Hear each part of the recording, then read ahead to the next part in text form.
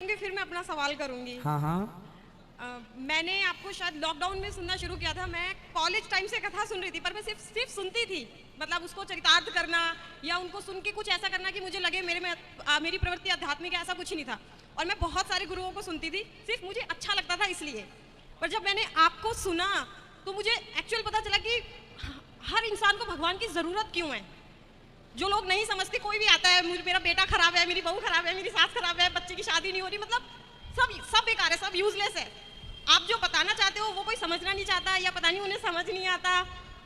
आपको सिर्फ भगवान चाहिए, और भगवान आपको इन ज़रूरी चीज़ों से नहीं मिलने का। जो आप कहते हैं ना कि हमें इस लोक को नहीं उस लोक को अपना संवारना है, तो और उसी से रिलेटेड मेरा क्वेश्चन है। मेरा सवाल ये है कि जब भी मैंने आपको समझ के मेरे घर में मैं कान्हा जी लाई, मुझे मेरा धर्म समझ में आया कि मैं सनातनी हूँ, मुझे गर्व होना चाहिए, पर मुझ में ऐसा कुछ था ही नहीं कि मैं क्यों करूँ गर्व। पता नहीं कितने हिंदू हैं इस दुनिया में, इस धरती पे या भारत में, सब सिर्फ हिंदू हैं, बट अब मैं कह सकती हूँ हाँ मैं सनातनी हूँ, क्योंकि मेरे में बहुत बदलाव आए, बहुत।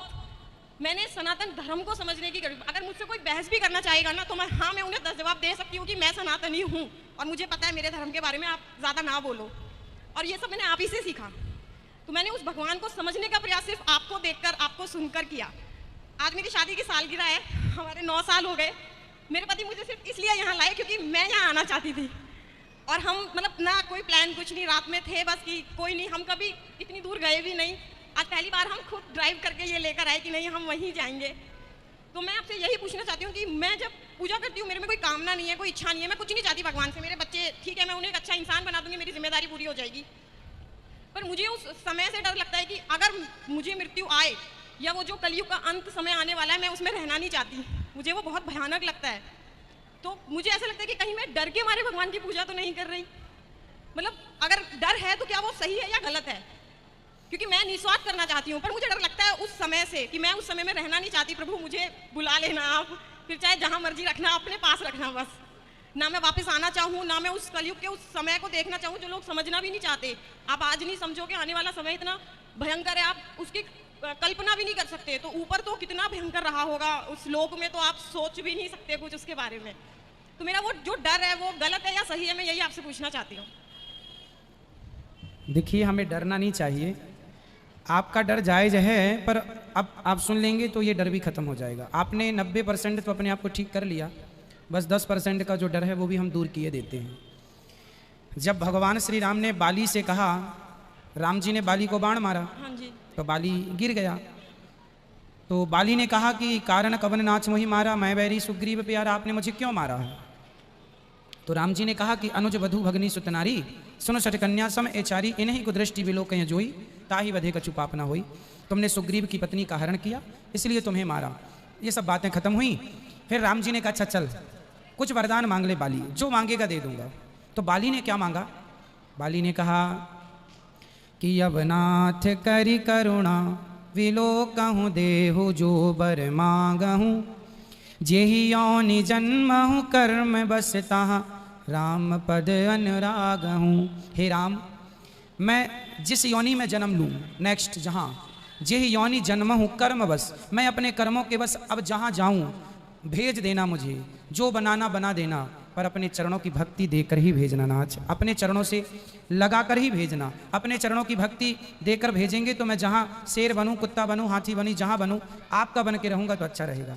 तो आप ये ना कहो कि आप देखो भक्त हैं, भगवान की शरण में हैं, तो आपको डरने की ज़रूरत नहीं है, क्योंकि आपका तो कल्याण होएगा। अजामिल का एक नाम लेने से हुआ, तो आपकी तो इतनी श्रद्धा आस्था है, होगा। पर फिर भी किसी कारणवश यदि आना पड़ा तो फिर भगवान से यही प्रार्थना हम करें कि हे नाथ आप भेजना हमें, पर अपना बना के भेजना, अपना सेवक, अपना दास, अपनी भक्ति देकर भेजना तो अच्छा है। और जब विश्वास कर लिया भगवान पर तो डरने की ज़रूरत नहीं। जहाँ डर है वहाँ विश्वास नहीं है, और जहाँ विश्वास है वहाँ डर नहीं है। इसलिए जब मान लिया कि भगवान हमारे हैं, रक्षक हैं, तो फिर डरने की ज़रूरत नहीं है ना। इसलिए निडर होके बस, आप तो निष्काम हैं ही, कामना तो है ही नहीं, बस डर समाप्त कर दो, ये सोच के कि हमेशा आपके संग भगवान हैं। प्रहलाद जी को हिरण्यकश्यपु ने कितना परेशान किया, पहाड़ से फेंका, आग में जलाने की, जहर दे के मारने की, हाथी के पांव के नीचे दफनाने की सारी कोशिश की। प्रहलाद जी डरे नहीं, क्योंकि उन्हें विश्वास था कि हमारे भगवान हमारे रक्षक हैं। जब रक्षक वो हैं तो मारे कौन, इसलिए विश्वास पक्का कर लो, डर अपने आप खत्म हो जाएगा। भगवान पर विश्वास। धन्यवाद गुरुजी।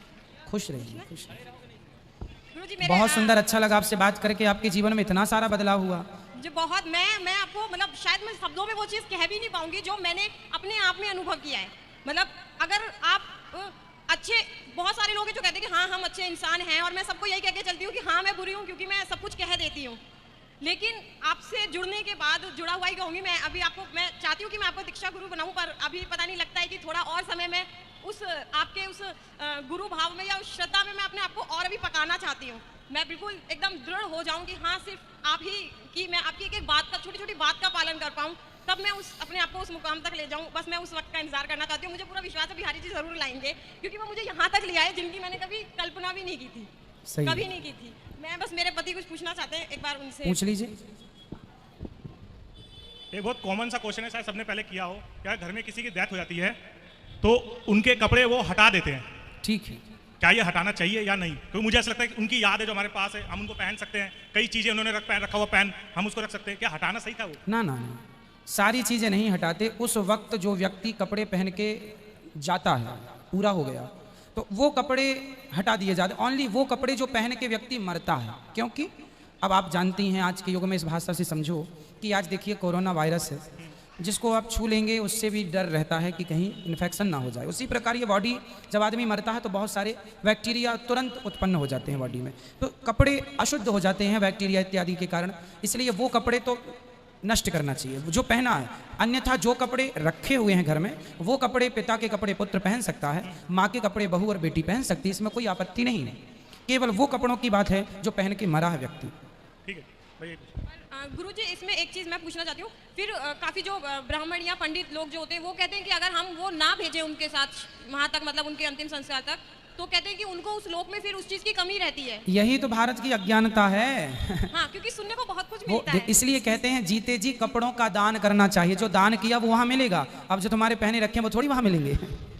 अज्ञान, भारत में अज्ञान बहुत पांव पसार चुका है, यही अज्ञान है। हमें आप आशीर्वाद दीजिए, शुभकामनाएं दीजिए कि खुश रहिए, भगवान आपको सदा सुखी रखें। आके मनाऊं। खुश रहिए, भगवान आपको सदा सुखी रखें। आपने वृद्ध माओं का दर्शन किया? जी बस अब यहाँ से फिर वहीं पे जाएंगे। हम जा रहे थे, तुरंत आपके दर्शन हुए तो फिर हम यहीं आ गए। वृद्ध माओं से मिलिएगा, नीचे प्रसाद पाइएगा गौरी गोपाल जी की रसोई का।